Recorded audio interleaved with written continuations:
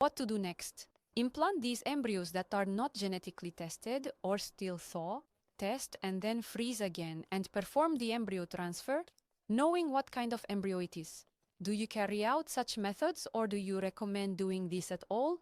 Or do you simply implant the embryos and not engage in this?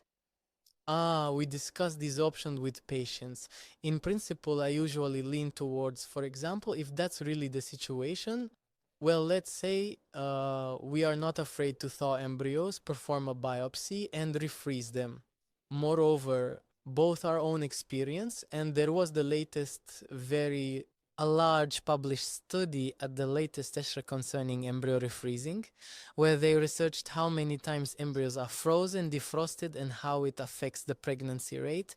This there on a large volume of data, something more than 5,000 cycles. So I remembered well that I now consider it true that the repeated just a second thaw freeze does not affect on the embryo and pregnancy rate. That is, if an embryo was frozen once without genetic diagnosis and there is a need and indication to thaw, perform a biopsy and refreeze, then that embryo, which has already undergone 2 freezes, will have the same implantation potential and potential for pregnancy development as the embryo that was frozen once.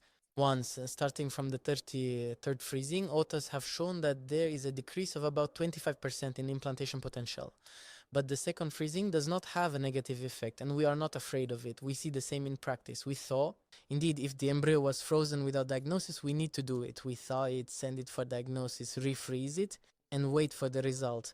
And if there is a genetically healthy embryo, then we thaw it and transfer it into the uterus. So we are not afraid of this. Of course, if this can be avoided, yes,